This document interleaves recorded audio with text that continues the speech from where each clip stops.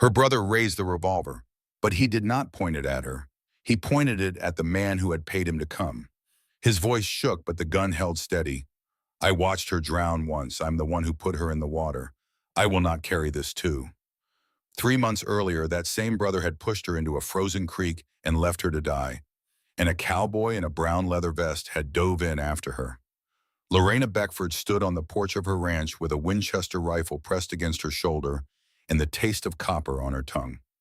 The night was black as a preacher's coat, and the men in front of her had not come to talk. 5 riders, 3 she did not recognize. The 4th was her brother Silas, and the 5th was Desmond Vickers, and he sat his horse with the posture of a man who had never been told no in his entire life. She could feel the tremor in her arms, but she did not let it reach her voice. Your brother signed over this property, Vickers said. His tone was pleasant, almost warm. I have the papers. My brother signed over something that it was never his to give, Lorena replied. This land is mine. Every fence post, every head of cattle, every blade of grass, and I will not surrender a single inch of it. Vickers tilted his head. The moonlight caught something in his expression that might have been amusement and might have been hunger. Miss Beckford, he said softly, you are 21 years old, and you are standing alone in the dark with a rifle you may or may not know how to fire. I admire your courage. But courage and a Winchester will not stop what is coming. Lorena pulled back the hammer. The click was the loudest sound in the Arizona night. Try me. But to understand how a woman who had been drowning in a frozen creek just 3 months earlier came to stand alone on a porch with a weapon in her hands and iron in her voice, we need to go back to January, to the day everything changed, to the day she almost died and the day a cowboy in a brown leather vest pulled her from the water and set the whole thing in motion. This is the story of a woman who was betrayed by her own blood, pushed into a frozen creek, and left to drown and hunted across her own land by men who wanted what was hers. In the next 2 hours, you will watch her go from a girl who disappeared beneath the water to a woman who stood at a porch with a rifle and told the most dangerous man in the territory that he did not own her. And you will meet the cowboy who dove into the ice to save her life, not knowing that in saving her, he would finally save himself. The clock was already ticking. The circuit judge would arrive in April. Lorena Beckford had 3 months to keep her ranch, prove her claim, and survive everything that was coming for her. It was the coldest January that anyone in the Arizona Territory could remember. The creek that ran along the eastern border of the Beckford Ranch had frozen in places, thin sheets of ice reaching out from the banks like fingers trying to close a fist. Where the water still moved, it ran fast and dark and so cold that touching it would steal the feeling from your hand in seconds. Lorena had come to the creek that morning to check on the fence line. The posts along the eastern stretch had been leaning since the last storm, and with 2 of their 3 ranch hands gone to California and old Jedediah's bones too stiff to swing a post driver in weather like this, the work fell to her. She did not mind. She had been doing ranch work since she was old enough to carry a bucket, and her father had taught her that the land did not care whether you were a man or a woman. It only cared whether you showed up. Her father, Thomas Beckford, had been dead for 4 months now. A cancer that started in his stomach and ate through him like fire, through dry timber, slow at first and then with a terrible swiftness that left no time for anything except goodbye. He had been a hard man in the way that the land made men hard, but he had also been fair, and he had seen something in his daughter that most fathers in the territory did not bother looking for. He had seen capability, intelligence, a gift with horses that went beyond training into something that resembled communion. And so when he sat down with his lawyer, Mr. Endicott, to write his will, he had done something that the entire territory considered somewhere between foolish and insane. He left the ranch to Lorena. All of it. Every acre, every animal, every piece of equipment, every dollar in the bank. He left his son Silas a sum of $5,000, which was not insignificant, but the ranch itself, the land and the legacy and the future went to his daughter. Lorena was kneeling by the second fence post, checking the wire tension with bare hands that were already going numb when she heard boots on the frozen ground behind her. Lorena! She knew the voice before she turned. Her brother Silas stood 10 feet away, his coat buttoned to the throat, his hat pulled low against the cold. His face was the color of old bone, and his eyes had a quality she had seen only once before. When she was 12, their fathers had cornered a rattlesnake behind the barn, and Silas had stood watching with a strange, flat expression as the snake struck the dog again and again. He had not moved to help. He had not called for anyone. He had simply watched, and when the march finally died, he had walked away without a word. That was the look on his face now. Silas. She stood slowly, her instincts prickling. What are you doing out here? I came to talk about the will. There is nothing to talk about. Father made his wishes clear. The ranch should be mine. His voice was flat, not angry, something worse than angry, certain. I am the eldest. I am the son. Every ranch in this territory passes to the son. Father broke with tradition, and he broke with it because you manipulated him. I did no such thing, and you know it. He was sick at the end, Lorena. His mind was not right. You took advantage of a dying man and turned him against his own son. His mind was sharper than yours on his worst day. The words came out harder than she intended, but she did not take them back. Father left me the ranch because he trusted me to run it, because I earned that trust. Every morning for 6 years, I was the one at the barn before dawn. I was the one who learned the bloodlines and built the breeding program and kept the books when you were in town losing money at cards and drinking whiskey you could not afford. Something shifted in Silas's expression. The flatness cracked, and underneath it was something raw and desperate and wild, the face of a man standing at the edge of a cliff and knowing he was about to jump. You should not have said that, Silas said quietly. He moved fast, faster than she expected from a man who had never shown much interest in physical work or effort of any kind.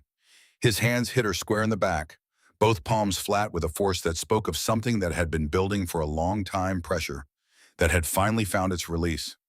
Lorena's boots slid on the frozen bank, her arms wheeled, and for one terrible suspended moment, she was falling.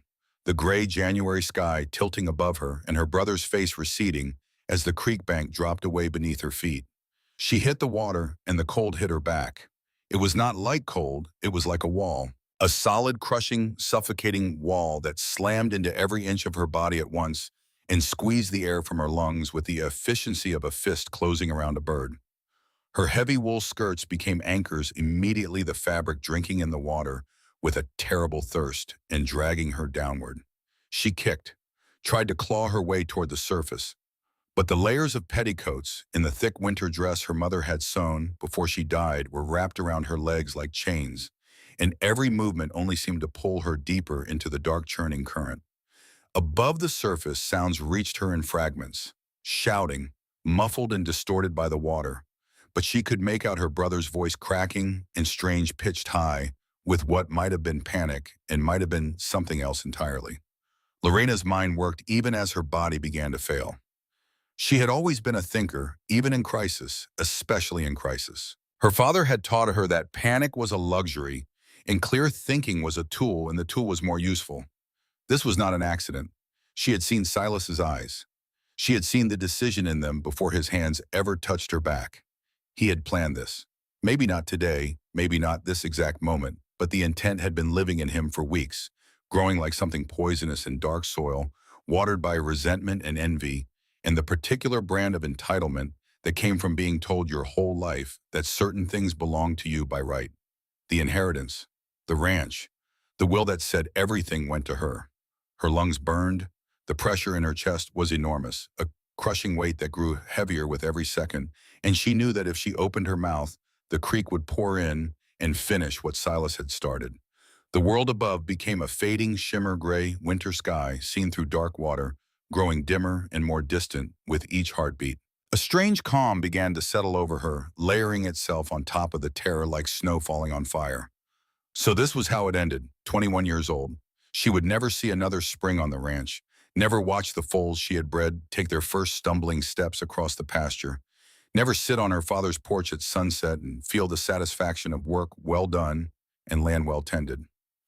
Never fall in love or grow old or do any of the 1,000 things she had imagined doing with the life she had been given.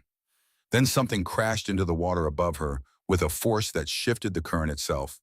The impact was violent, a detonation of bubbles and displaced water that Lorena felt in her bones. Strong arms wrapped around her waist, and suddenly she was being hauled upward with a power that seemed to come from somewhere beyond mere muscle, from some deep reserve of will that her rescuer was drawing on with everything he had. He kicked hard, fighting against her waterlogged skirts, fighting against the current, fighting against the pull of the creek that had decided to keep her.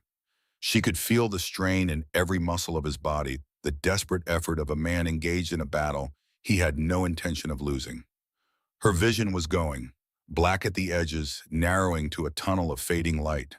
But those arms did not let go, not for 1 second, not when her skirts dragged them both under, not when the current tried to sweep them sideways into the deeper channel. He held her with the grip of a man for whom letting go was not a possibility, not an option, not a thing that existed in his understanding of the world. They broke the surface. Lorena gasped, and the gasp became a choke, and the choke became a violent, wrenching cough that brought up creek water so cold it burned her throat like acid. The air hit her face, and she sucked it in with the desperation of a person who has just discovered that breathing is not something you can take for granted. Her rescuer was already swimming them both toward the bank, one arm locked around her waist, the other pulling them through the water with strong, practiced strokes. She caught a glimpse of him through her streaming eyes. Dark hair plastered to his head, a jaw clenched tight with effort, the muscles standing out like cords.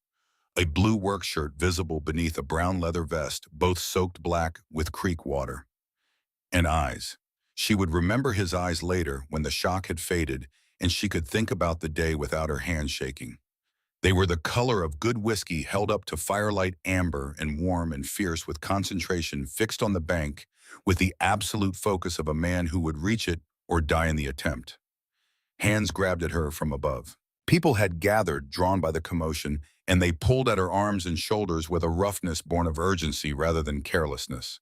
She was hauled from the water and collapsed onto the frozen mud of the bank, shivering so violently her teeth cracked together like castanets. Her rescuer pulled himself out after her, water streaming from every inch of his clothing, and he was on his knees beside her before she had finished coughing. Roll her on her side. His voice was rough, commanding, the voice of a man accustomed to being listened to in moments of crisis.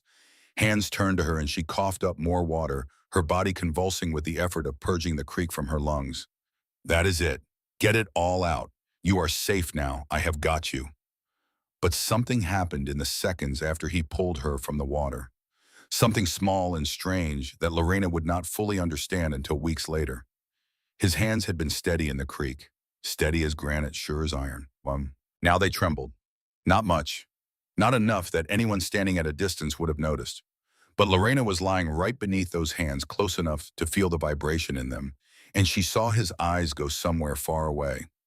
Somewhere that was not the Arizona Creek bank on a January afternoon, but another place entirely. Another body of water. Another person in the current. His face went blank for one heartbeat too, and his breathing hitched hard the way a man breathes when he is swallowing something that wants to come back up. Then it was gone. His expression reset. His hand steadied. He pulled off his soaked brown leather vest and draped it across her shoulders, and he was all business again, checking her breathing, supporting her head, doing the things a person does when they have pulled someone from the water and need to make sure the water has not won. Silas! She choked the name out between coughs. Silas pushed me. The cowboy's eyes sharpened. They went from warm to dangerous in the space of a single breath, and he looked up toward the group of people who had gathered, scanning faces until he found one standing apart from the rest.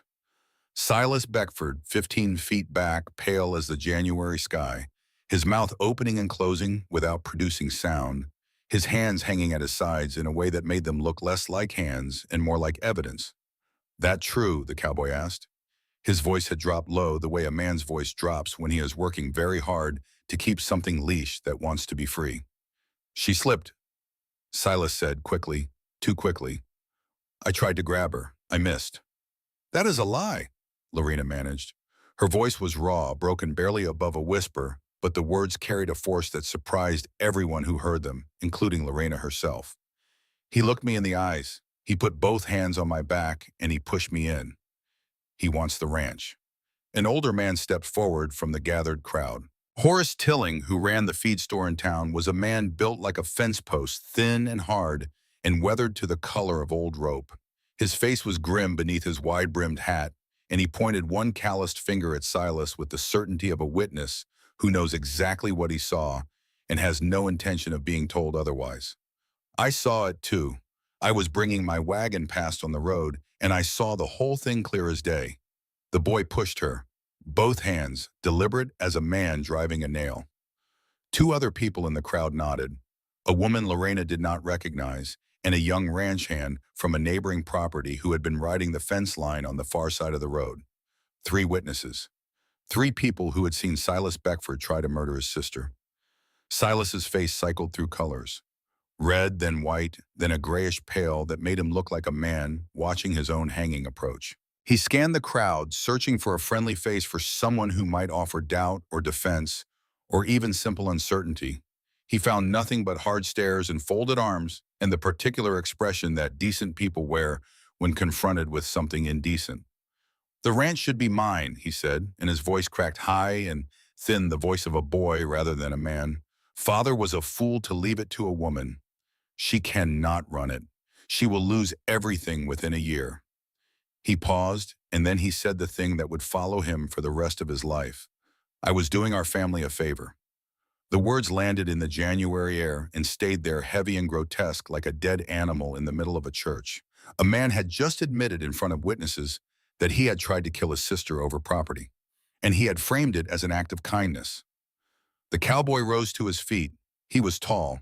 Lorena had not registered his height in the creek, but now standing on solid ground with water still dripping from his clothes and his blue shirt dark with creek water, and his jaw set in a line that could have been cut from stone, he seemed to fill the space between Silas and the crowd like a wall. He looked at Silas the way you look at something you have found on the bottom of your boot. "You tried to drown your own sister." "You do not understand the situation," Silas started. "I understand that a man who would kill his own blood over dirt and cattle, it is not fit to own either one. I understand that clearly enough." Silas looked at the faces around him one final time. Then he ran. He stumbled on the frozen ground, caught himself, and kept going, scrambling up the bank and over the rise like a man with the devil behind him. Within minutes, the sound of hoofbeats told him he had found a horse and was riding hard toward town and beyond. "Someone should fetch Sheriff Pruitt," the cowboy said, his voice measured now, the danger banked, but not extinguished. Then he turned back to Lorena and knelt beside her again. "We need to get you somewhere warm, miss. This cold will finish what the creek started if we do not get you inside." "The boarding house is closest," a woman said. Mrs. Bellamy, who ran the boarding house at the edge of town, was a woman of considerable presence and firm opinions, and she had already made a decision about what was going to happen next. "I have a fire going and blankets enough for a regiment. Bring her." The cowboy bent down, and before Lorena could protest, he had scooped her into his arms with a strength that seemed effortless, as if carrying a grown woman across rough ground was something he did between breakfast and chores. She wanted to tell him that she could walk. She was Lorena Beckford, daughter of Thomas Beckford, and she did not need to be carried anywhere by anyone. But her legs were useless. Her body was shaking so violently that her vision blurred, and the truth was that she would have collapsed after a single step. So she let herself lean against his chest and felt the steady thump of his heart beneath her cheek and the warmth that radiated from him despite his soaked clothes. "What is your name?" he asked as he carried her toward the buildings of town, his long strides eating up the distance. "Lorena Beckford." Her teeth were chattering so badly the words came out in pieces. "And you?" "Coulter Graves. I work at the livery stable in town. Been here about 6 months. "Thank you, Coulter Graves. If you had not jumped in, I would be dead." His arms tightened around her, a small movement almost involuntary like a reflex. "Good thing I was riding past. I saw your brother standing at the edge of the creek, looking down at the water with a particular kind of expression, and something in my gut told me to stop. Then I saw the ripples where you went under, and I was off my horse before I knew I had moved." He said it simply, plainly, the way a man describes the weather or the time of day. But Lorena felt the tension in his body, felt the way his jaw stayed tight, and she knew there was more beneath the surface of those words. Something about the way his hands had trembled on the bank. Something about the way his eyes had gone distant, as if he were watching a different scene unfold in a different place, seeing another body in another current on another day entirely. Mrs. Bellamy's boarding house was a fortress of warmth. The heat hit Lorena as Coulter carried her through the door, and her body responded by shivering even more violently, her muscles jerking and spasming as the thawing began. "Upstairs, first room on the right," Mrs. Bellamy commanded, already moving ahead of them like a general directing troops. "I will bring hot water and towels. Get her out of those wet clothes before she catches her death." Coulter carried her up the narrow stairs and set her gently on the edge of the bed. The moment his arms left her, Lorena felt the loss of his warmth like a physical blow. Her hands went to the buttons of her dress, but her fingers were numb blocks of ice, useless and clumsy, and unable to grip anything. "I cannot," she said, and the frustration brought tears to her eyes, tears that burned hot tracks down her frozen cheeks. "The buttons, I cannot manage them." Coulter's face flushed beneath his tan, a deep red that climbed his neck and reached his ears. "I should not miss. It would not be proper. I will freeze to death in these clothes, and propriety will not matter much at my funeral," Lorena said. Her father's practical nature was alive and well in her, and it overrode every ounce of embarrassment she might have felt under normal circumstances. "Please, just the buttons. I can handle the rest once I can feel my fingers." He hesitated for exactly 1 second. Then he stepped behind her and began working the long row of small buttons that ran down the back of her dress. His fingers were cold but steady, and he moved with a quickness and efficiency that suggested experience. "I have 3 sisters," he said as if the explanation was owed. "Margaret, Ruth, and—" He paused, the briefest hesitation barely noticeable. "The younger ones were small when my mother was busy with ranch work. I buttoned and unbuttoned more little dresses than any man should ever have to admit." Despite everything, despite the cold and the terror and the near death, Lorena almost smiled. He finished the last button and turned his back with military precision, facing the door, as if it were the most fascinating piece of architecture he had ever encountered. Bellamy burst in at that moment with towels and a basin of steaming water, took one look at the situation and pointed at Coulter with the authority of a woman who had spent decades managing men and their various forms of uselessness. "Out, now, before the gossips in this town have something to discuss that is not attempted murder." She softened slightly. "My husband's clothes are in the room down the hall, last door on the left. They will be short on you, but they are dressed." Coulter practically fled. Mrs. Bellamy shut the door and shook her head. "Men, they will throw themselves into a frozen creek without a moment's thought, but put them in a room with a woman and a row of buttons, and they come apart at the seams." She turned to Lorena with hands that were both firm and gentle. "Now let us get you warm before your body decides it has had enough of this nonsense." The next hour was a blur of warmth and practical kindness. Bellamy stripped the soaked clothes from Lorena's body, dried her with towels that had been heated by the fire, and dressed her in a thick flannel nightgown and wool stockings. Hot tea followed, strong and sweet, laced with honey, and a generous measure of something amber that burned pleasantly on the way down and spread warmth through Lorena's chest like a small sun igniting. Then soup thick with beef and potatoes, and slowly, the shaking subsided, and the terrible numbness receded from her fingers and toes, replaced by a painful tingling that at least meant she could feel them. A knock at the door brought Sheriff Pruitt. He was a lean, weathered man in his 50s with a handlebar mustache that he maintained with more care than he gave to most things in his life, and eyes that were the color of gunmetal and missed approximately nothing. Coulter stood behind him in the hallway wearing borrowed clothes that were conspicuously short in both the arms and the legs, his brown leather vest still wet and draped over his arm. "Miss Beckford," the sheriff said, removing his hat as he entered, "I am sorry about what happened to you today. I have statements from Horace Tilling and 2 other witnesses who saw your brother push you into that creek. Coulter here gave me his account as well." He paused, and the pause carried weight. "I sent deputies to find Silas, but he got a horse and rode hard out of town. We will catch him. My word on it." Then Sheriff Pruitt said something that changed the shape of everything Lorena thought she understood about her brother's betrayal. "There is something else, Miss Beckford. Something you need to know." He reached into his coat and produced a folded document. "We searched your brother's room at the hotel, found papers he should have burned if he had any sense. Your brother has been borrowing money, a considerable amount, from a man named Desmond Vickers." The name hit the room like a cold draft. Lorena knew it. Everyone in the territory knew it. Desmond Vickers operated out of Prescott, lending money at rates that would make a bank examiner lose his lunch and collecting debts through methods that law enforcement had never been able to prove in court, but that everyone understood with perfect clarity. He was the kind of man who smiled when he ruined you and called it business. How much, Lorena asked. Near as I can figure from the papers, close to $3,000. Gambling debts mostly. Your brother has been losing money at cards for years, but it got worse after your father took sick. And here is the part that concerns you. Pruitt unfolded the paper. Silas signed a document 6 weeks ago pledging the Beckford Ranch as collateral for the loan. He signed it before the will was even read. He pledged property he did not own and would not inherit.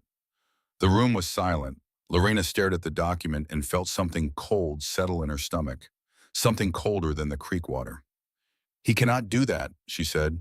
The ranch was never his. No, it was not, and any court in the territory will throw that document out. But Desmond Vickers does not take his disputes to court, Miss Beckford. He considers a signed paper regardless of what the law says about its validity, and he will want what he believes he is owed. Lorena's mind was working the way it always worked, cutting through emotion to find the practical truth beneath. So this was not just about jealousy. Silas needed the ranch because he owed Vickers money he could not pay. That is how I read it. Your brother was not only greedy, he was desperate. A desperate man with a debt he cannot pay and a creditor who does not forgive. That combination makes people do things they might not otherwise do, like pushing their sister into a frozen creek. Yes, ma'am, exactly like that. Coulter, who had been standing silently near the door throughout this exchange, spoke up. What does this mean for Lorena? She cannot go back to her ranch alone if both her brother and Vickers might come after her. That is my concern, Pruitt agreed. The circuit judge will be through in April. Until then, we need to keep Miss Beckford safe and keep that ranch running. If Vickers sees the place sitting empty or vulnerable, he will move on it, and getting him out will be a war nobody wants. Lorena straightened against the pillows. Her body was still weak, her throat still raw, but her eyes were clear and her voice was steady. The ranch will not sit empty. I am going back. Miss Beckford, I strongly advise. It is my ranch, Sheriff. My father left it to me because he believed I could run it, and I will not prove him wrong by hiding in a boarding house while men like Desmond Vickers help themselves to my land. She paused, and when she continued, her voice carried the quiet force of a person who has made a decision and will not be moved from it. I will need help, but I am going back. The next morning, the lawyer confirmed everything. Mr. Endicott was a precise man with wire-rimmed spectacles and a leather satchel that he treated with the reverence most people reserve for scripture. He spread the will across the small table in Lorena's room and walked her through it with the careful thoroughness of a man who understood that the details mattered. Your father's will is unambiguous, Endicott said. The ranch, all livestock, all equipment, and all monetary assets pass to you. The bequest to Silas of $5,000 is contingent upon him making no claim against the estate. Given that he has now attempted to murder you, any judge will strip even that provision. The property is yours, Miss Beckford, beyond any legal question. And Vickers' document? Worthless. Silas pledged property he had no legal right to pledge. But, Endicott added, adjusting his spectacles, legal and practical are different things.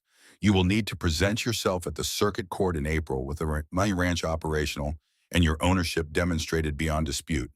Keep records, keep the ranch running, and keep yourself alive.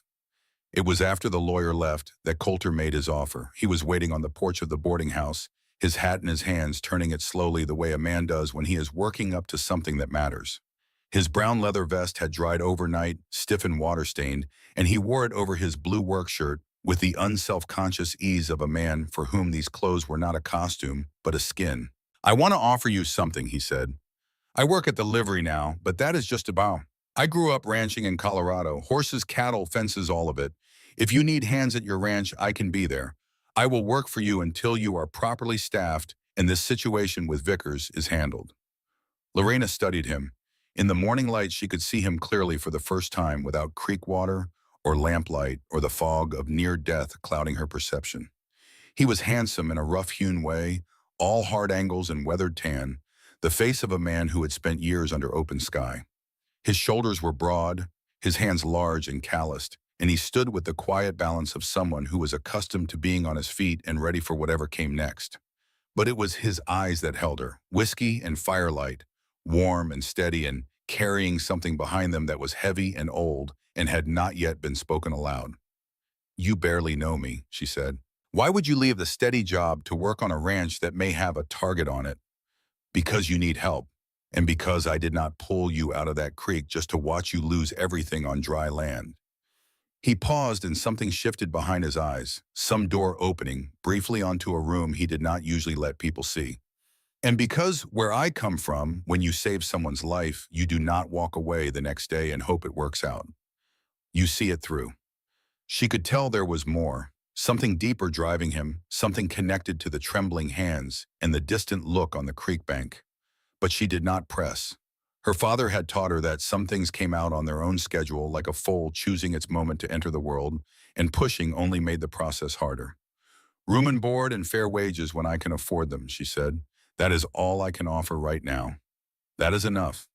"Then welcome to the Beckford Ranch, Mr. Graves."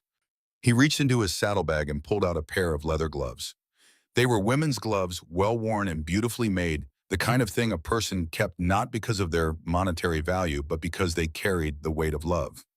"These were my mother's," Coulter said. "She sent them with me when I left Colorado, said I would need them in the cold. But your hands were in that water longer than mine, and I expect they will be hurting for a while." He held them out. "Take them." "I cannot take your mother's gloves, Savaz. She would want you to have them. My mother always said the Lord gives us things so we can share them with those who need them more." A quiet smile, the first she had seen from him. "Besides, I can get new gloves. You cannot get new hands." Lorena took the gloves and ran her fingers over the soft leather. They were warm from being in the saddlebag, and the warmth felt like kindness made tangible. "Thank you, Coulter." "You are welcome, Lorena." She looked at him standing there in the Arizona morning. This man she had known for less than a day, who had pulled her from the water and was now offering to stand between her and whatever darkness was gathering on the horizon. His brown leather vest still bore the watermarks from the creek pale lines across the dark leather, like the ghost of the current that had nearly killed them both. She did not know, standing on that porch in the January sunlight, what those water stains would come to mean. She did not know that the vest would collect more marks in the months ahead, scorch marks from fire and dust, from long days in the saddle and the slow wear of honest work. She did not know that she would come to recognize that vest the way she recognized the sound of her own name as something essential and familiar and deeply permanently part of her life. She did not know any of that yet, but she knew she was alive. She knew her ranch was waiting. She knew a dangerous man was coming for what he believed was his, and she knew she was not alone. That evening, in a room above a saloon in Prescott, 40 miles from the creek where Lorena had nearly died, Desmond Vickers sat at a polished desk and read a telegram by lamplight. He was a man of medium build and meticulous appearance, the kind of man who pressed his suits even when no one was watching because standards existed for their own sake, and a man who let his standards slip in private would eventually let them slip in public. His hair was graying at the temples, combed with mathematical precision, and his hands were clean, the hands of a man who had others do his dirty work. He had the kind of face that people trusted on first meeting and feared on second, because the smile was warm and the courtesy was impeccable, and the eyes behind both were calculating distances and weaknesses with the focus of a predator. The telegram was brief. The Beckford boy had failed. The girl was alive. She knew about the loan. Vickers folded the telegram with precise, unhurried fingers and set it beside his glass of bourbon. He did not raise his voice. He did not slam his fist on the desk. He did not do any of the things that lesser men did when their plans encountered obstacles. He simply picked up the bourbon, took a measured sip, and let the new information settle into the machinery of his mind, where it would be processed and responded to with the patience and precision he applied to all things. "A 21-year-old girl," he said to the empty room, his voice pleasant and conversational, "thinks she can keep a ranch." He reached for a pen and a clean sheet of paper. "Interesting." 3 days after the creek, Lorena went home. Coulter borrowed a wagon from the livery and drove her out personally. Mrs. Bellamy had packed a basket of food and delivered a set of instructions with the authority of a woman who expected to be obeyed and had never been disappointed. "Rest. Eat. Do not lift anything heavier than a coffee cup for at least 1 week. And if that cowboy lets you overdo it, send word and I will ride out there and educate him on the proper care of a woman who has nearly drowned. The ranch appeared as they crested the low rise to the east, and Lorena felt something swell in her chest that was bigger than relief and deeper than pride. It was recognition. The recognition of a person seeing the place they belong after believing, however briefly, that they would never see it again. The house sat solid against the Arizona sky, a sturdy adobe structure with a wide porch and a red tile roof that her father had laid himself the summer Lorena turned 12. Behind it, the barn and outbuilding stood in good repair, and in the corral horses moved in the afternoon light, their coats gleaming like copper coins turned slowly in a stream. This was hers, not because she had demanded it or schemed for it or manipulated a dying man, because she had earned it. Morning after morning, year after year, in the barn before dawn and in the pastures after dark, learning every bloodline and every acre and every secret the land was willing to share with someone patient enough to listen. Old Jedediah was waiting on the porch. He was a man of perhaps 68 or 69. He had stopped counting at some point and saw no reason to resume. Decades of sun and wind had carved him into something that resembled a piece of good leather, thin and hard, and weathered to a color that existed nowhere in nature, except on the faces of men who had spent their lives outdoors. He came down the porch steps with a speed that defied his years and was at the wagon before Coulter had brought it fully to a stop. Miss Lorena, his voice was rough as sandstone and carried the same strength. When that deputy came and told me what your brother did, I wanted to saddle up and ride that boy down myself. Would have too if these old knees had any say in the matter. I'm all right, Jed, thanks to Mr. Graves here. He is going to be working with us. Help us get the ranch running properly. Old Jed turned his critical eye on Coulter, and the evaluation that followed was thorough enough to have served as a military inspection. He took in the height, the shoulders, the way Coulter handled the wagon horses with quiet competence, the water-stained brown leather vest over the blue work shirt, the hands that were calloused in the right places. You know ranch work, son. Born to it, sir. Family ranch in Colorado. Horses, cattle, rope, and anything else that needs doing. Old Jed grunted. It was a particular grunt, one that Lorena had learned to interpret over years of careful study. This one meant acceptable. From old Jedediah Monroe, acceptable was the equivalent of a parade in your honor. Get that wagon unloaded. Bunkhouse is past the barn third door. Supper is at 6. Breakfast is when I say it is, and I say it is before the sun has any business being up. The first weeks were hard. Not hard in the way that difficult things are hard, where you struggle and then rest. Hard in the way that necessary things are hard, where the work does not stop because you are tired, and the land does not care that you are sore, and the horses need feeding whether your arms are shaking or not. Lorena threw herself into it with a ferocity that worried Mrs. Bellamy and impressed everyone else. She was at the barn before dawn and in the pastures after dark, checking stock and mending fences and doing the work of 3 people because there were only 3 people to do the work of 6. Coulter matched her hour for hour. He rose in the darkness and worked until the stars returned, and he did every job she gave him with a steady competence that never faltered and never complained. The fence line was reset post by post across the eastern stretch. The barn roof was patched where the winter storms had torn shingles loose. The horses were exercised and fed and groomed until their coats shone. And through it all, Coulter wore his blue work shirt and his brown leather vest with the unconscious ease of a man for whom work clothes were not separate from who he was, but an expression of it. It was during the second week that Lorena found Tamsin. She had gone into town for fence wire and stopped at the general store. Across the street outside the saloon, a girl was sweeping the boardwalk. She was perhaps 16, thin in a way that spoke not of natural build, but of meals that came irregularly and were never quite enough. Her hair was tangled brown, her dress was patched and too small, and her eyes held the specific wariness of a creature that has learned through hard experience to expect the worst from every approaching hand. As Lorena watched the saloon owner, a heavy, red-faced man named Garriette, who was known in town for his loud opinions and his short temper, came through the door and said something to the girl. Lorena could not hear the words, but she saw the flinch. It was small, practiced, economical. The flinch of a person who has learned to make herself smaller so the blow when it lands has less surface to strike. Lorena knew that flinch. She had seen it in horses that had been broken wrong, their spirits crushed by force instead of patience, their trust shattered by hands that used violence where gentleness was needed. And something in her, something deep and uncompromising, that she had inherited from a father who believed that strength existed for the purpose of protecting those who had none, made the decision before her conscious mind had finished processing what she saw. She crossed the street. "What is your name?" she asked the girl. The wariness deepened, a door closing behind those dark eyes. "Tamsin." "Tamsin what?" "Just Tamsin. Do not have another name that matters." "Where are your people?" "Do not have people that matter either. Ma died when I was 9. Never had a pay worth mentioning. Been on my own since, more or less. Mostly less." Lorena studied her. Beneath the dirt and the thinness and the wall of distrust, there was something. A sharpness in the eyes. A set to the jaw that spoke of survival of a girl who had been taking care of herself for years and had gotten good at it the way you get good at anything you do every day, not because you love it, but because the alternative is not surviving. "Can you work?" "I can work harder than most men twice my size, and I do not complain. I have a ranch that needs hands.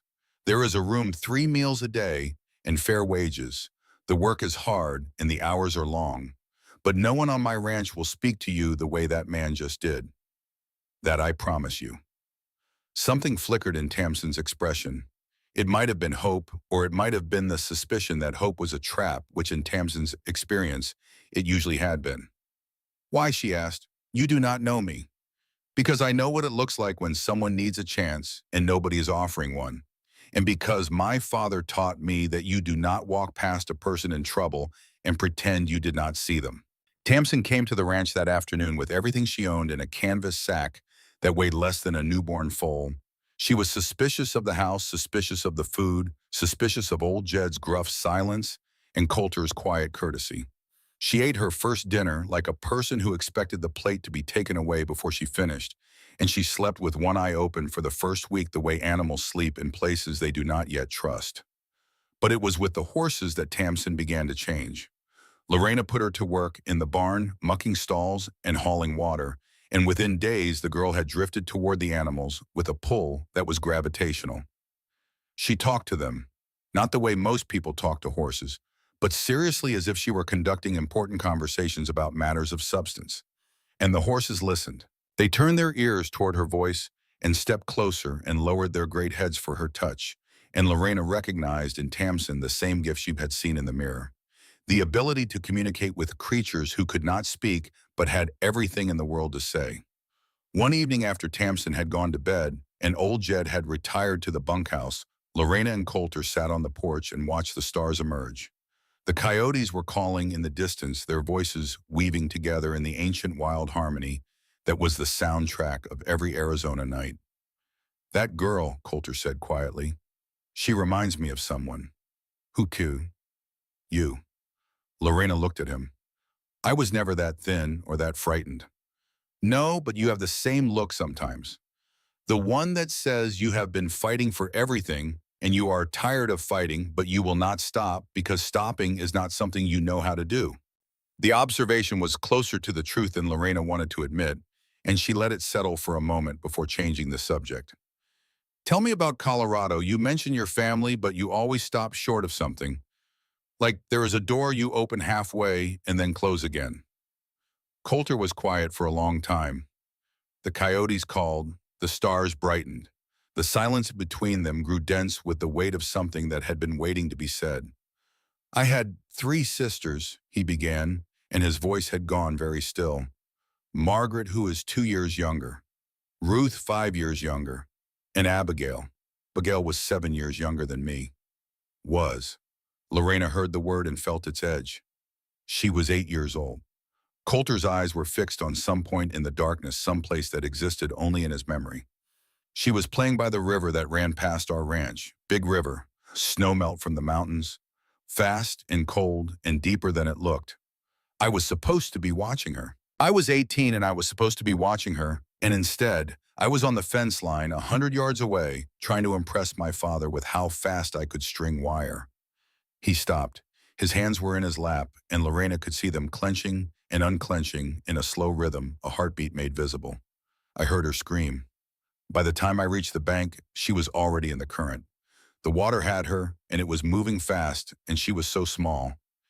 His voice fractured on the word, a crack running through something that had been holding together for 7 years, through sheer force of will. I stood on that bank, Lorena. I stood there and I could not move. My legs would not work. My arms would not work. My body refused to do what my mind was screaming at it to do. I just stood there and watched the river take my little sister. The silence that followed was absolute. Even the coyotes had gone quiet, as if the land itself were listening. They found her 2 miles downstream. Coulter's voice was barely audible now, a whisper addressing the dark. My mother never blamed me. Not once. Not a single word. She looked at me with eyes full of grief and said, "It was not your fault, Coulter." And I knew she meant it. And I knew she was wrong. Lorena reached out and took his hand. His palm was rough and warm, and when her fingers closed around his, she felt a tremor go through him. The deep shudder of grief that has lived in the body for so long, it has become part of the architecture. "That day at the creek," she said softly, "when you pulled me out, your hands were shaking. First time in 7 years I did not freeze." His voice was raw. "First time I saw someone in the water and my body did what it was supposed to do. I do not know why. I do not know what was different. I just saw you go under and something broke loose and bowed me, and I was in the water before I knew I had moved." "Maybe you were always capable of jumping," Lorena said. "Maybe you just needed 7 years to forgive yourself enough to try." He looked at her, and in the lamplight his eyes were bright with something that was both grief and gratitude, and the tentative, fragile beginning of release. He did not speak. He held her hand and let the quiet settle around them, and for a long time neither of them moved, because some moments are too important to interrupt with anything as small as words. The foaling season arrived with the urgency that all things arrive in the natural world on its own schedule, and indifferent to the readiness of the people involved. The first mare delivered cleanly, a healthy filly that was on her feet within the hour. The second labor was longer and harder, but ended with a colt so large that Lorena marveled the mare had carried him at all. It was the third mare that nearly broke them. The foal was breech. Lorena knew it the moment she put her hands on the mare's belly and felt the position. Wrong. Dangerously wrong. She sent Tamsin to wake Coulter and old Jed, and by the time they arrived, she was already rolling up her sleeves and coating her arms with lard. "Breech," she said. "I need to turn him." What she did that night in the barn by lantern light, with the mare's panicked breathing filling the stall and the shadows jumping on the walls, was something that Coulter would remember for the rest of his life. Lorena worked with a calm that bordered on the supernatural. Her hands moved inside the mare with a precision that came not from training alone, but from a deeper understanding, an intuition that connected her to the animal in ways that transcended the physical. She spoke to the horse in a continuous low murmur, a stream of words that had less to do with their meaning than their rhythm, a rhythm that matched the mare's breathing and slowed it, calmed it, eased the terror that was making the muscles clench and the body resist. "Easy, girl. Easy now. We are going to get your baby out safe. Just trust me. That is all I need. Trust me." And the mare trusted her. 30 minutes of careful, patient, exhausting work, and the foal turned and slid into the world, wet and blinking and already trying to stand. Lorena sat back in the hay, her arms trembling, her face streaked with sweat and dirt, and the particular exhaustion that comes from a crisis survived. Old Jed inspected the foal, and the mare grunted his approval and announced that he was going back to bed, and that if anything else decided to be born tonight, it could damn well wait until morning. Tamsin fell asleep in the corner of the stall, curled in the hay like a barn cat. That left Lorena and Coulter alone in the quiet, with the lantern light soft around them, and the sound of the mare's steady breathing, and the new colt nursing for the first time. "You were extraordinary," Coulter said. "That foal was breech, and you just reached in and turned him like it was the most natural thing in the world. My father taught me. We lost a mare when I was 12 because the veterinarian arrived too late. He swore it would never happen again. He taught me everything." The exhaustion was pulling Lorena under, and without quite meaning to, she leaned sideways until her head came to rest against Coulter's shoulder.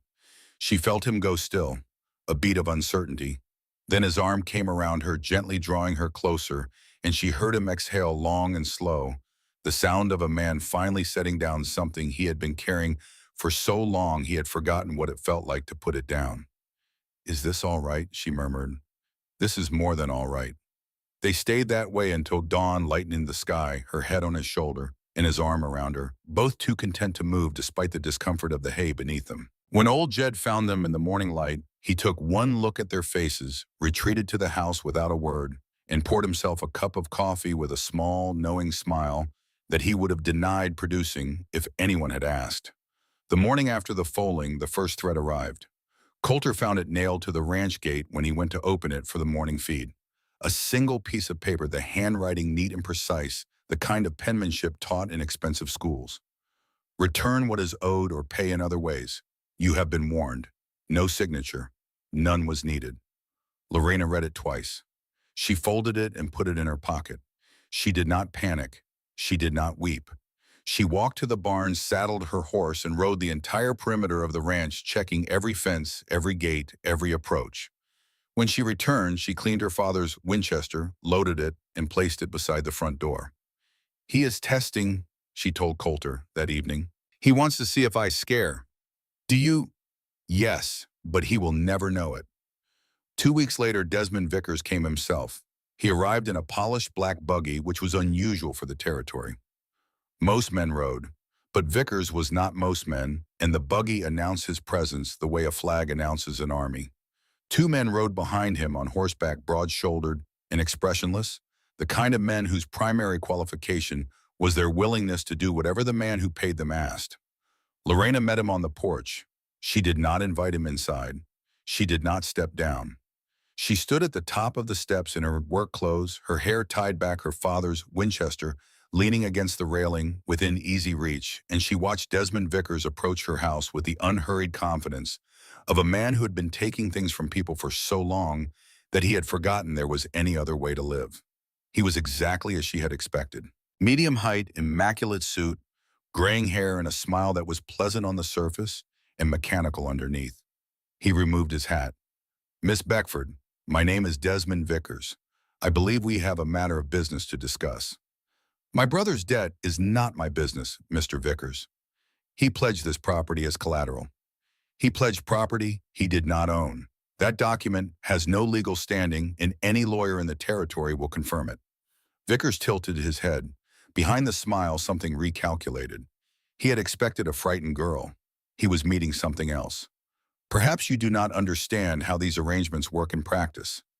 Vickers said, his voice carrying the smooth, patient tone of a man explaining something to a child. "The law takes months, years. In the meantime, there are practical realities." "The practical reality," Lorena said, and her voice was as level as the horizon line, "is that you loaned money to a man based on collateral you did not verify. You did not check the deed. You did not consult the probate records. You took the word of a gambler and you gave him $3,000. That was your mistake, Mr. Vickers, not mine." The smile thinned. Behind Vickers, the 2 riders shifted. "Clarity in a Winchester will not change the fact that someone owes me money. Miss Beckford and I collect what I am owed." "Then collect it from my brother. He signed your paper. He took your money. This ranch is mine, and you will not get it by threats or by notes nailed to my gate in the dark." Vickers studied her.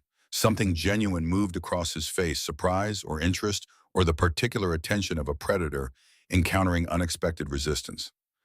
"I see," he said softly. "Well, I appreciate your time, Miss Beckford. I expect we will speak again." He replaced his hat, climbed into his buggy, and drove away. His men followed. Lorena watched until the dust settled and the road was empty, and then she released a breath that she had been holding since the buggy first appeared. Coulter stepped from the barn, where he had been standing, with one hand resting on his revolver, watching through the open door. "You handled that," he said, admiration, not surprise. "I handled the words. The problem is not handled. He will come back, and next time he will not bother with courtesy." She was right, but the next move Vickers made was not what anyone expected. It came on a night in late February when the wind was high and the temperature had dropped sharply. Lorena was asleep in the house. Coulter was in the bunkhouse. Old Jed was snoring with the commitment of a man who had been earning his rest for half a century. Tamsin smelled the smoke. She had always been a light sleeper. You learn to sleep light when deep sleep could cost you everything. The first thread of smoke reached her and she was at the window in seconds.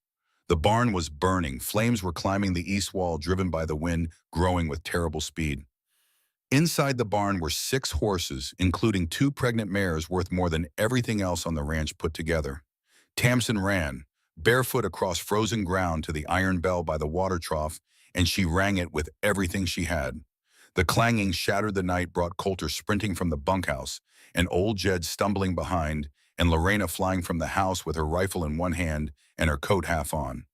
"The barn!" Tamsin shouted. "East wall!" Coulter hit the barn doors at full speed. The heat that met him was staggering, a physical force that pushed back against his body like a living thing. The east wall was engulfed, flames running along the timbers and spreading across the roof beams, and the horses were screaming with the ancient terror that fire inspires in every horse that has ever lived.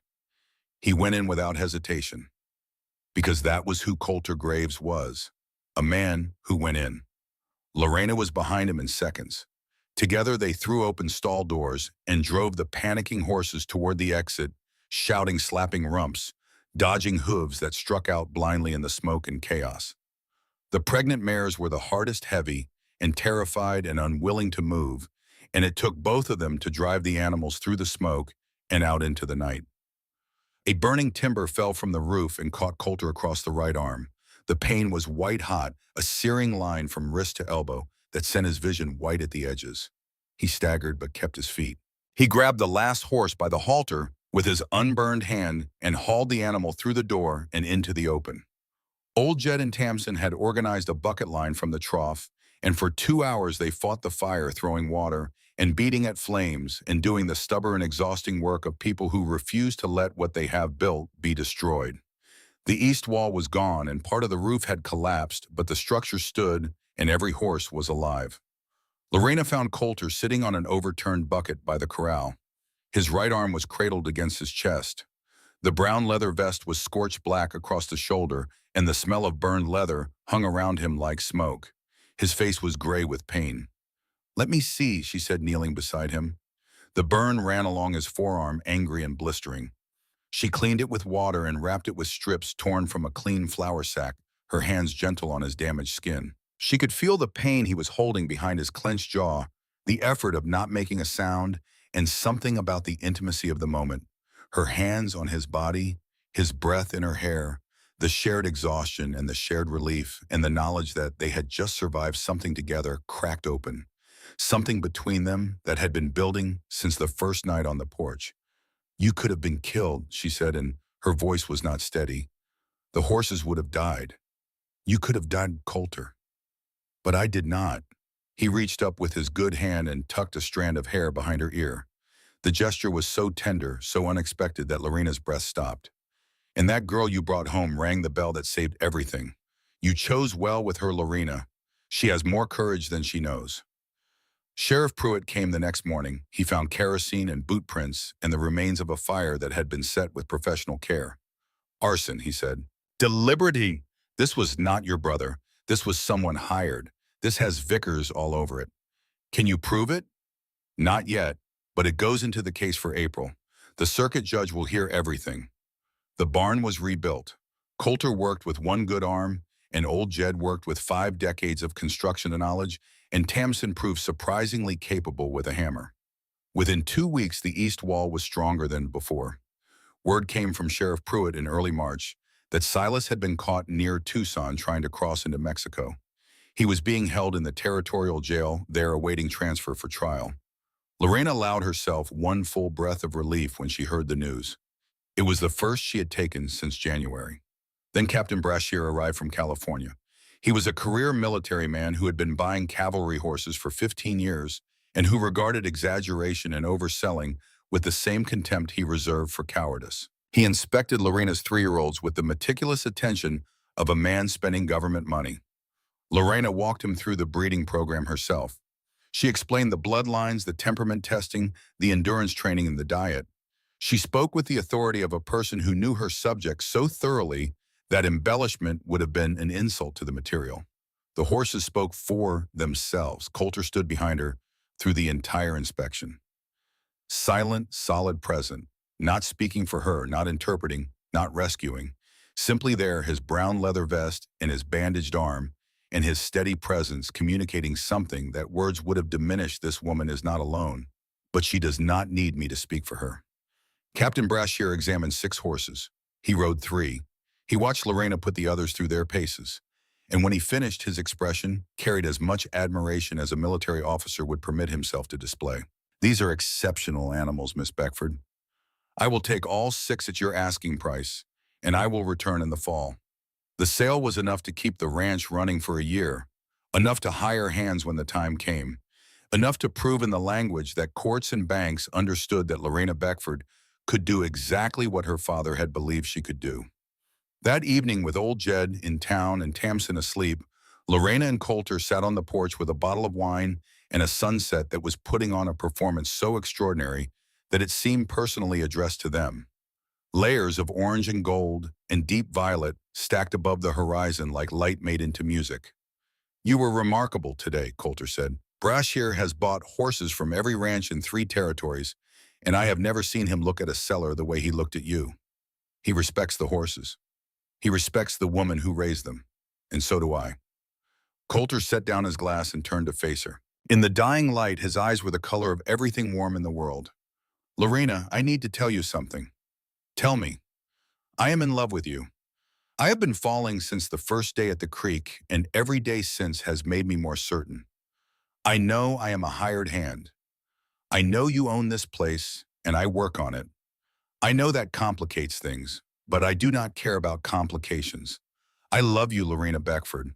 I love the way you talk to horses and face down dangerous men and give girls like Tamsin a chance nobody else would give them. I love everything about who you are, and I needed you to know it." For a moment, Lorena could not speak. Her heart was hammering with such force that she was certain he must hear it. Then she took his face in both her hands and kissed him. The world stopped turning. His arm came around her waist, pulling her close, and the kiss became something that was both fierce and tender. Desperate, impatient, the kiss of 2 people who had been circling each other for weeks and had finally stopped pretending they did not know why. He tasted like wine and dust and honesty, and his mouth was warm, and she never wanted to stop. When they pulled apart, Coulter rested his forehead against hers. "I love you too," Lorena whispered. "I have been trying not to, telling myself it was too soon, too complicated.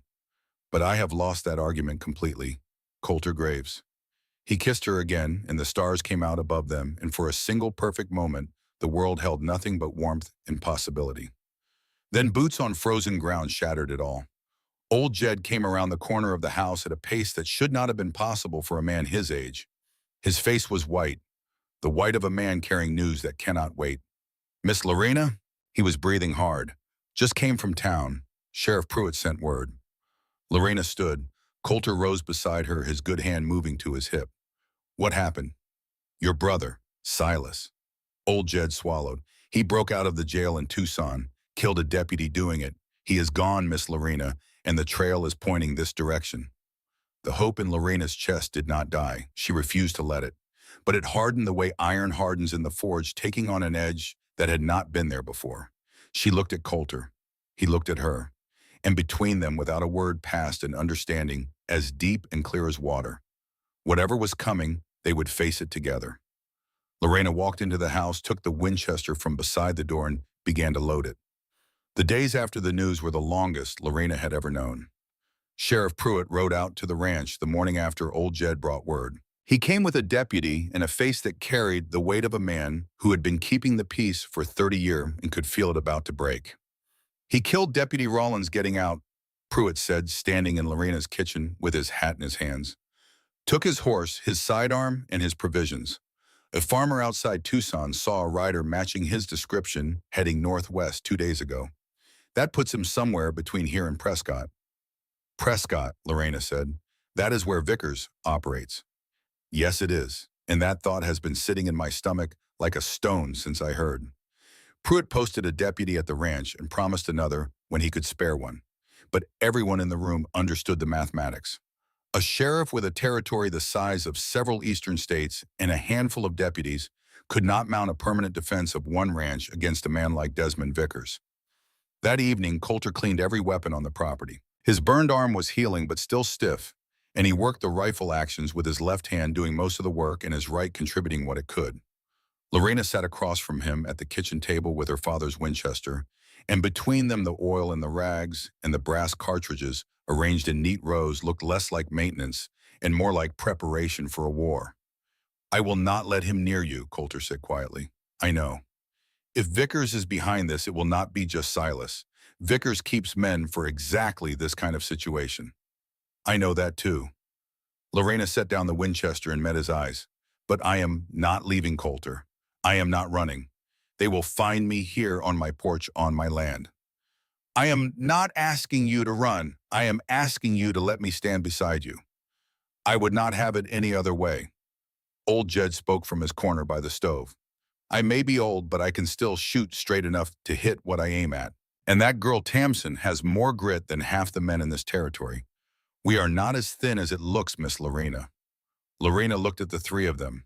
A cowboy with a burned arm and 7 years of grief he was learning to release. An old man with half a century of loyalty and a steady trigger finger.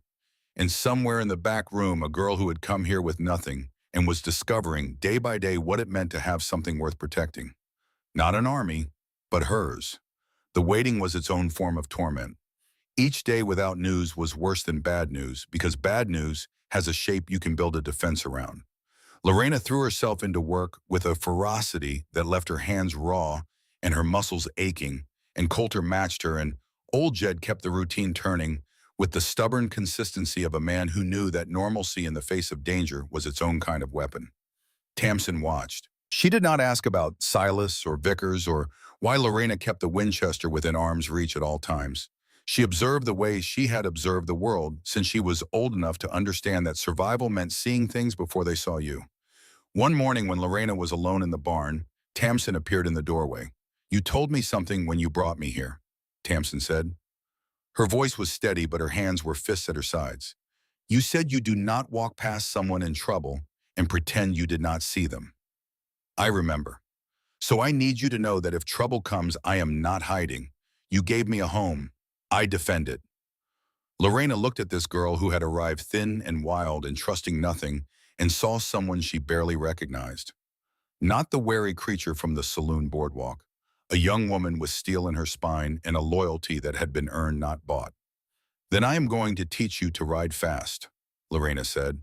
"Because if something happens, I may need you to get to town faster than anyone can follow." The riding lessons began that afternoon.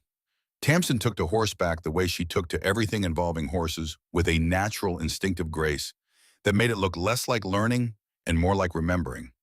Within a week, she could handle Lorena's fastest mare at a full gallop, leaning low over the neck, moving with the horse as if they shared a single nervous system.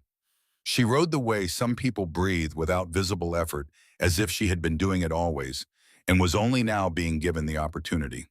The deputy Pruitt had posted was recalled to town after 10 days to deal with a string of robberies along the southern road. His replacement never came. Lorena did not complain. She had stopped expecting help from anyone who did not live under her roof. 2 weeks passed. 3. The tension settled into the fabric of their days. They worked the ranch. They sat on the porch. They lived their lives with the deliberate normalcy of people who know that the storm is coming, but refuse to stop building while they wait for it. And then on a night in late March, when the moon was a razor's edge and the darkness was total, the storm arrived. 40 miles away, and 3 weeks earlier, in a room above a saloon in Prescott, Desmond Vickers had sat across a table from Silas Beckford and studied him the way a carpenter studies a piece of wood, evaluating its grain and its flaws and its usefulness for the purpose at hand. What he saw was diminished. Silas was thinner, dirtier. His beard was unkempt, his clothes were stained, and his eyes carried the particular wildness of a man who has been running long enough to forget what it feels like to stand still. He looked like an animal that had been cornered too many times and had started to lose the difference between fight and flight. But even a broken tool could serve a purpose if you aimed it correctly. "Your sister refused my claim on the ranch," Vickers said, his voice as pleasant as if they were discussing the weather. "She stood on her porch and told me my document was worthless. She was quite articulate about it. Impressive, actually, for a woman her age." Silas flinched at the word sister. She was always the smart one, father's favorite. Yes, well, smart women are only as strong as the walls around them, and your sister's walls are thin. An old man, a cowboy with a damaged arm and a stray girl, that is not a defense. That is a gesture. What are you proposing? I am proposing we help each other. You want the ranch, I want my money. Together we present your sister with a situation in which signing over the property becomes the most rational option available. And if she does not sign, Vickers smiled. It was the kind of smile that had nothing behind it, a mechanical arrangement of facial muscles performing an imitation of an emotion the man had never actually felt. Everyone signs eventually, Mr. Beckford. It is simply a question of finding the right motivation. But something passed across Silas's face that Vickers did not notice. A flicker, brief and sharp and gone almost before it registered. Because Silas Beckford was many things, weak, desperate, jealous, capable of terrible acts when the pressure exceeded what he could contain. But he was not at his deepest foundation the same species of creature as Desmond Vickers. Vickers had no bottom. He could smile while the world burned and calculate his profit from the ashes. Silas had a bottom, and at that bottom was the memory of his sister's face disappearing beneath the creek water. It had been speaking to him every night since January, in the dark hours when there was nowhere to hide from what he had done. He agreed to the plan because he was cornered and because agreeing was easier than thinking. But the flicker stayed lodged behind his ribs like a splinter that would not work its way free. They came on horseback. 5 of them. Vickers and 2 of his men, the professionals. Silas. And a 5th, a lean figure with a rifle across his saddle, in the posture of a man for whom violence was not a last resort but a first language. The sound of hooves on hard ground pulled Lorena from sleep that was barely sleep at all. She was at the window in seconds, and what she saw made her blood go cold, and then hot, and then settle to a temperature that was neither a temperature she recognized as the one her body reached when fear and determination met and determination won. She picked up the Winchester. She checked the load. She opened the front door and walked out onto the porch and into the night. This was the moment. The moment the story had been building toward since the cold open, since the first page, since the day a hand pushed her into frozen water and a stranger pulled her out. Every day of work and fear and love and resilience, every conversation on the porch and every midnight foaling and every quiet moment of growing hope had been leading here to this woman on this porch with this rifle and this resolve. The rider stopped at the gate. Vickers dismounted with the unhurried grace of a man arriving at a social function. Even in the darkness, his suit was pressed, his posture immaculate. The precision of him was its own kind of threat. Miss Beckford, I did tell you we would speak again. You are trespassing, Mr. Vickers, on my land, in the night, with armed men. Your brother signed over this property. I have the papers. My brother signed over something that was never his to give. This land is mine. Every fence post, every head of cattle, every blade of grass. And I will not surrender a single inch of it. You are 21 years old standing alone in the dark with a rifle. I admire your courage, Miss Beckford, truly. But there are 5 of us and 1 of you, and courage does not change arithmetic. She is not alone. Coulter's voice came from the side of the house, and he stepped into the thin moonlight with a revolver in his left hand and his brown leather vest buttoned over his blue shirt. The vest still carried the scorch marks from the barn fire, dark patches on the brown leather that were visible even in the pale light, and they served as a reminder to everyone present of what Vickers had already done to this ranch and what this man had already endured to protect it. The cowboy, Vickers said, how sentimental. And there is nothing sentimental about what happens next if you do not turn around. Coulter replied, his voice low and even, and carrying the particular danger of a man who has nothing left to lose except the woman standing 10 feet away from him. Mr. Graves, you are injured and outnumbered. I am conducting business with Miss Beckford, not with the hired help. This is not business, Lorena said. You burned my barn. You threatened me in writing. You are now on my property with armed men in the dark. This is a caution, Mr. Vickers, and I will not yield to it.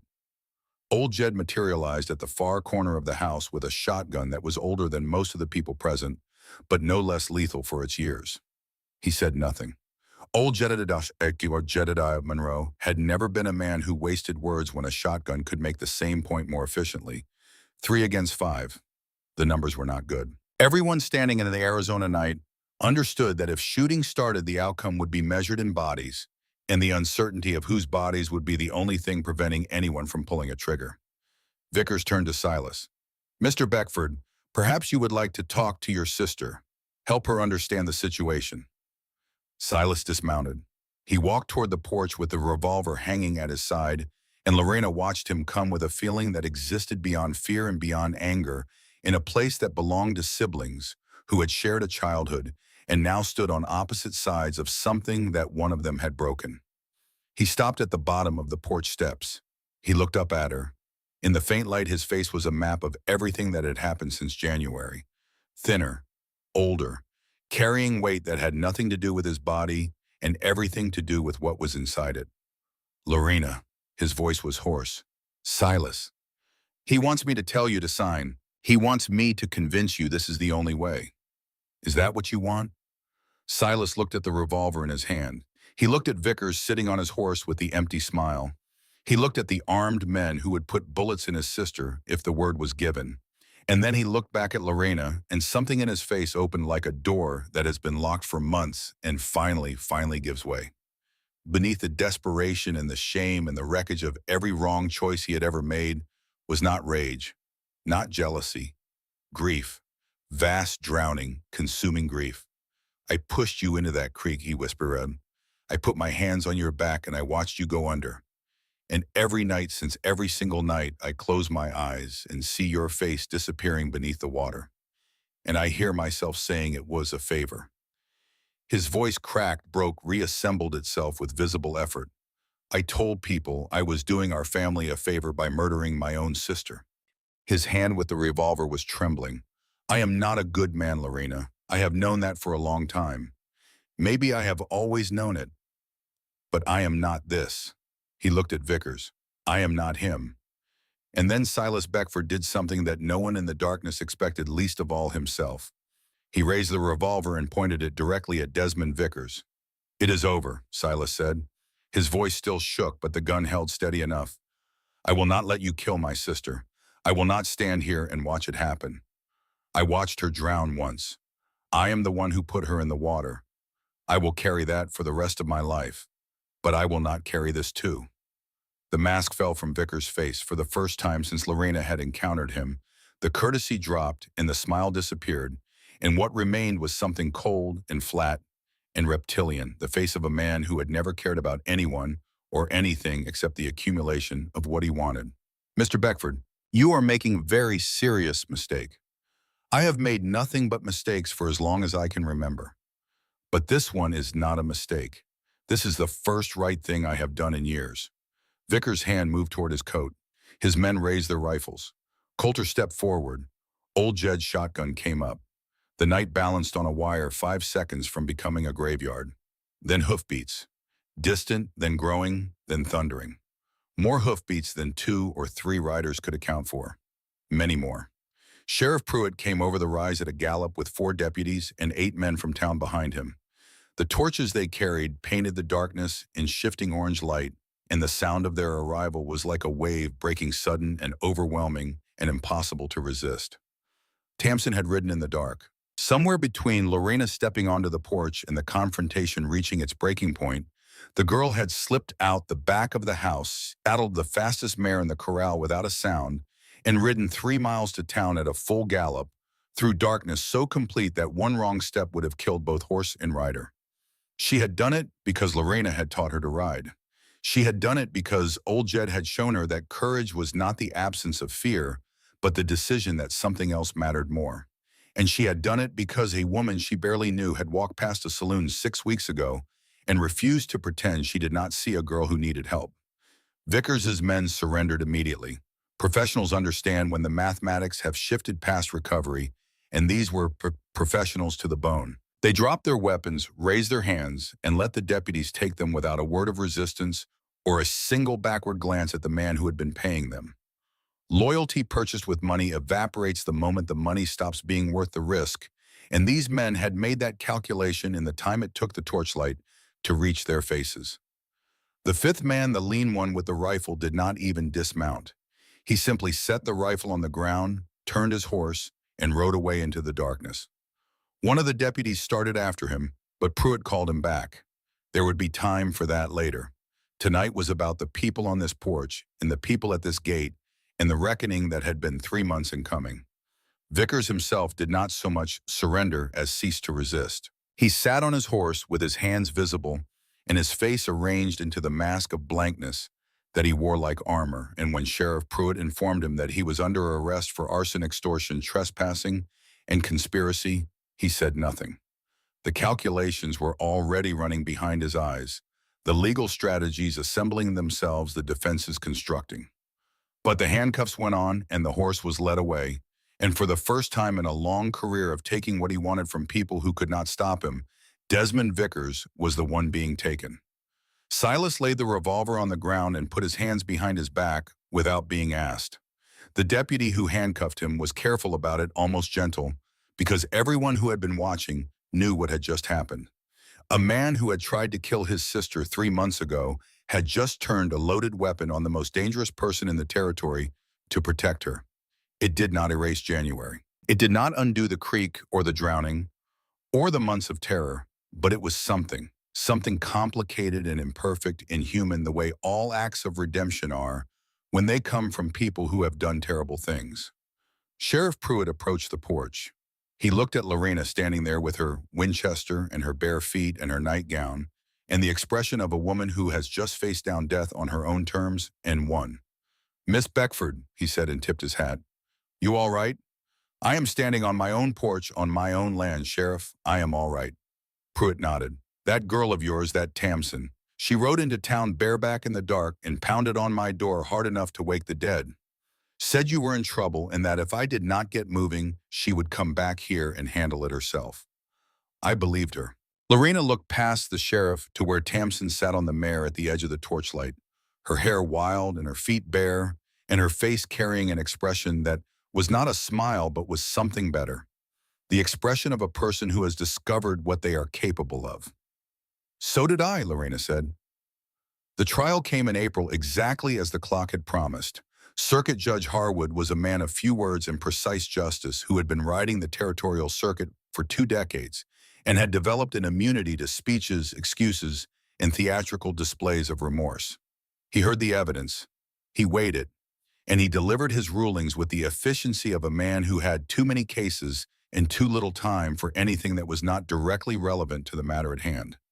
Silas Beckford was sentenced to 25 years or for attempted murder jailbreak in the death of Deputy Rawlins. The judge noted his actions on the night of the siege, his turning against Vickers, his refusal to let his sister be harmed. These factors would be considered in future reviews. But the crime stood, the consequences stood. Justice was not the same thing as forgiveness, and the law did not trade one for the other. Desmond Vickers received 30 years. The judge was less generous with a man who had built an empire on intimidation and who displayed in the court's assessment a complete absence of remorse. The arson, the extortion, the conspiracy, the systematic terrorizing of a young woman for the crime of owning property that a man with money wanted. Each charge carried its weight, and the weight was substantial. After the sentencing, Lorena asked to see her brother. They brought Silas to a small room in the courthouse. His hands were chained. His face was drawn and pale and older than his years. He looked like a man who had been carrying something impossibly heavy and had finally put it down, not by choice, but because his body had simply refused to carry it any further. "I forgive you," Lorena said. Silas's eyes filled. "Not because you deserve it, not because what you did was forgivable in any ordinary sense. I forgive you because I refuse to carry hatred for the rest of my life. It is too heavy, Silas, and I have too much to build to spend my strength on hating you." "I am sorry." The words came out broken, split down the middle like a log left too long in weather. "I know it is not enough. I know there is no number of times I can say it that will equal what I did. I know you are sorry. That night at the ranch, when I turned the gun on Vickers," he swallowed hard, "I kept thinking about what would have happened if I had not, if I had just stood there, if I had frozen the way I froze at the creek. Except this time I would have been frozen on the wrong side. But you did not freeze. You chose. It does not make up for January. No, it does not. but it tells me that somewhere inside you there is still the boy who caught fireflies with me in the summer pasture. And I would rather remember that boy than the man who pushed me into the water. The guards came. Silas stood and looked at his sister one last time, and his face held something that was not peace but might, with enough years and enough effort, become the first step on the road toward it. Then he was gone. Lorena sat alone in the room for a long time, and the weight of what she had just done, the forgiveness she had given freely and without condition, settled into her like ballast into a ship, making her steadier, more grounded, more certain of her course. That evening, she rode to the highest point on the ranch, a small rise that overlooked the entire property, the house and the barn, and the corrals and the pastures reaching out in every direction, and beyond them the Arizona landscape stretching toward a horizon painted in gold and crimson by the setting sun. Coulter rode beside her. He wore his brown leather vest, the one that carried the water stains from the creek and the scorch marks from the fire, and Lorena thought that the vest was like the man himself. It bore the marks of everything it had survived, and it was stronger for every one of them. They sat their horses in silence, watching the sunset do things to the sky that no painter could have captured and no words could have described. "It is over," Lorena said softly. "Silas is in prison. Vickers is in prison. The ranch is mine. The judge confirmed it in open court. I can breathe." Coulter reached across the space between their horses and took her hand. "What happens now?" Lorena turned to look at him. This man who had dived into a frozen creek because he could not bear to watch another person drown. This man who had walked into a burning barn for her horses and stood in the dark with a revolver for her safety. This man who had loved her quietly, steadily, completely asking nothing in return except the chance to be near her. "Now I ask you to marry me, Coulter Graves." The smile that broke across his face was the widest she had ever seen, a sunrise contained in a single expression. His eyes went bright with emotion so pure and so unguarded that it made her chest ache with the beauty of it. "I thought you would never ask. Will you stand beside me, not as a hired hand, as my husband, an equal partner in this ranch, in this life, in everything?" "Yes, today, tomorrow, whenever you say. Name the day and I will be there. June, time enough to plan it properly. Invite your family from Colorado. Make it a celebration. June is perfect." He swung down from his horse and reached for her, and Lorena let him lift her from the saddle, and he held her and turned slowly with the sunset at their backs and their ranch spread below them, like a covenant written in earth and sky. Then he kissed her thoroughly and completely, and the horses wandered off to graze with the supreme indifference of animals who had long since accepted that the two humans in their care were hopelessly in love and could be expected to behave accordingly at inconvenient moments. The wedding was held on a perfect June day. Blue sky, warm breeze, the scent of wild sage drifting across the ranch like a benediction. The ceremony was set up in front of the ranch house in the shade of the big cottonwood tree that Lorena's father had planted the year she was born. Chairs had been borrowed from the church in town, and wildflowers had been gathered from the hillsides and arranged in tin buckets along the makeshift aisle. And the whole thing looked like something out of a painting that no one had thought to commission, but that the land itself had decided to create. Coulter's family came from Colorado. His mother, Grace, a woman with her son's eyes and a quiet strength that explained everything about the man he had become, took Lorena's hands on the morning of the wedding and said, "Thank you for giving my boy a reason to stop running from himself." And Lorena understood that Grace knew about the river and the little girl and the 7 years of guilt, and that she had been waiting with the patience that only a mother possesses for someone to show her son that he deserved to be forgiven. His sisters Margaret and Ruth were warm and welcoming and fussed over Lorena's dress and hair with the happy efficiency of women who had been hoping their brother would find someone worth fussing over. Old Jed walked Lorena down the aisle. He wore a shirt that might have been new, though. With Old Jed, you could never be entirely certain. His face was wet, and he made no attempt to hide it or explain it. "I have known this girl since she was knee-high to a grasshopper," he said during the toast, his gravel voice carrying a softness that silenced every other sound. "Her father would be proud of the woman she has become, and proud of the man she has chosen. Here is to Lorena and Coulter, and to a long, good life built on honest ground."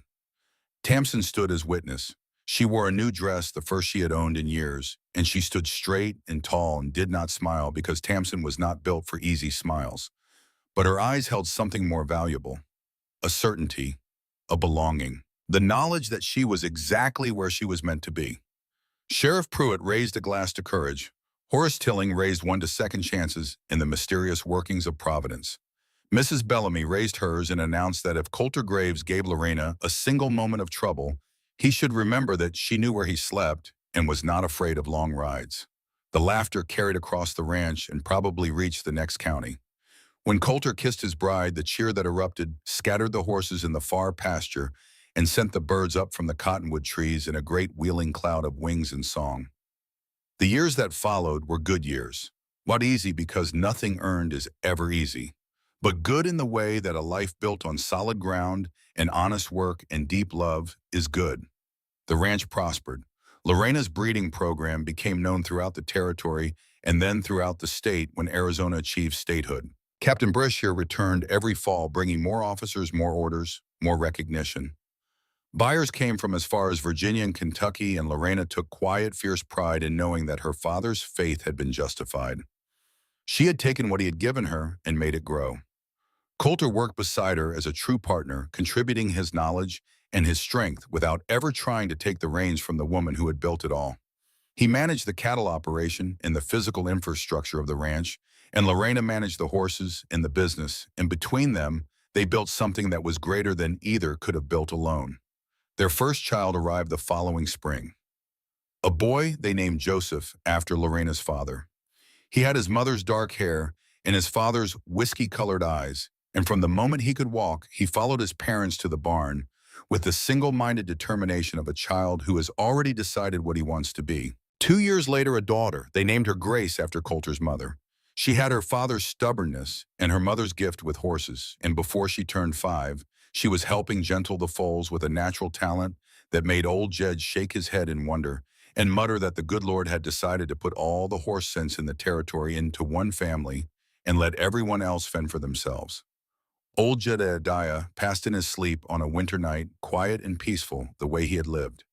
They buried him on the ranch beneath a cottonwood tree with a view of the mountains, and Lorena wept for 3 days. Coulter built the coffin and carved the headstone, and Tamsin planted wildflowers on the grave every spring for as long as she lived, without fail, without explanation, without being asked. Tamsin grew into a woman of extraordinary ability. She became the finest horse trainer in the territory, possibly in the state, and she ran the breeding program with an expertise that drew buyers from half the country. She never married. She said once that she had spent enough of her early years belonging to other people's expectations and preferred to belong to her own. Lorena understood this completely. Silas wrote from prison. The letters came slowly, at first stiff and formal, the careful words of a man who did not know how to say the thing that needed saying. But over the years they softened. Lorena wrote back. And between the lines and the spaces between carefully chosen words, something grew that was not quite reconciliation, but was not nothing either. It was a bridge built one letter at a time across a chasm that one of them had created and both of them had to cross. On their 10th anniversary, Coulter took Lorena back to the creek. It was June, warm and bright, and the water ran clear and gentle over smooth stones. The place that had nearly been her grave was beautiful in the summer light, peaceful and benign, as if the violence that had happened there belonged to a different world. "Do you think about that day?" Lorena asked, standing at the water's edge with Coulter's arm around her waist. "Every day," he said. "Not because it was terrible, though it was, because it was the day my life began. I was riding a road I had ridden 100 times, and something told me to stop, to look closer. And there you were beneath the water, and for the first time in 7 years, I did not freeze." He was quiet for a moment, and when he continued, his voice was rough with an emotion that 10 years of marriage had not diminished by a single degree. "I used to think that saving you was my redemption, that pulling you from the creek was the universe giving me a second chance after I failed Abigail. But that is not what happened. What happened is that you saved me. You gave me a home and a purpose and a love I did not know existed. You showed me that I was not the boy who froze on the riverbank. I was the man who jumped." Lorena turned in his arms. Her husband, her partner, her cowboy in the worn brown leather vest who had pulled her from the water and had never stopped reaching for her since. "We saved each other," she said. "That is what love does. It does not keep score. It does not calculate who owes what. It reaches in and pulls you out and holds on and never lets go. He kissed her and the creek ran beside them, the same water that had nearly taken her life, now carrying sunlight like a river of gold. They rode home together, side by side across the land they had built, in the life they had chosen with the Arizona sky, we die, and deep above them, in the future stretching ahead like a road with no end, only curves and rises, and the promise of what lay beyond each one. Two more children followed in the years after. Another son and then another daughter in the ranch house that had once felt too large for one woman alone now rang with laughter and argument in the particular chaos that four children in a working ranch produce in combination. Lorena taught all of them about horses. She taught them the bloodlines and the temperament markers and the way to read a horse's eyes to know what it was feeling before it knew itself. Coulter taught them about integrity and work and the importance of being honest, even when honesty was expensive, especially when honesty was expensive. Coulter's brother Marcus came to visit one summer, bringing his wife and children from the Colorado ranch. The two brothers sat on the porch long after everyone else had gone to bed, drinking whiskey and talking in the quiet, unhurried way of men who have found peace with the different paths their lives have taken. Marcus had kept the family ranch thriving in the mountains. Coulter had built something new in the Arizona heat. Neither path was wrong. They were simply different, and both brothers could see the value in what the other had chosen. Coulter's mother, Grace, came every Christmas until her health would not allow the journey. She sat in the kitchen with Lorena and watched her grandchildren play and said once quietly that she had spent years praying for exactly this. Not for wealth or fame or any of the things the world considers valuable, but for the sight of her son smiling the way he smiled now, like a man who had finally come home to a place he did not know he had been looking for. The ranch endured. The children grew strong and capable. The horses ran across pastures that stretched farther every year. And on cold January days when the creek ran high and the wind cut through your coat, people in town would sometimes tell the story to newcomers. About the day a young woman was pushed into a frozen creek by her own brother. About the cowboy in the blue work shirt and brown leather vest, who saw the ripples and did not hesitate. About the love that grew between them, fierce and tender and unbreakable, built in the forge of adversity and tempered by time. It was a story worth telling, not because it was dramatic, though it was that, not because it was romantic, though it was that too, but because it was true in the way that the best stories are true in the bones and in the blood, in the choices that people make when the water is cold and the odds are long, and the only thing you know for certain is that someone needs you. Coulter Graves did not stand on the bank, he jumped. And in jumping, he found everything he had been searching for without knowing he was looking. A home, a family, a woman whose strength matched his own, and whose love made him braver than he had ever been alone. And Lorena Beckford, who had gone into the water expecting to die, came out of it and built a life her father would have been proud of. A life of purpose and partnership, and a love so deep and so steady that it became the ground on which everything else was built. Their story was not perfect. No story worth telling ever is. But it was theirs, lived fully from the frozen creek to the last sunset, with hands clasped and hearts aligned, and the knowledge that whatever came, they would face it the way they had always faced everything. Together.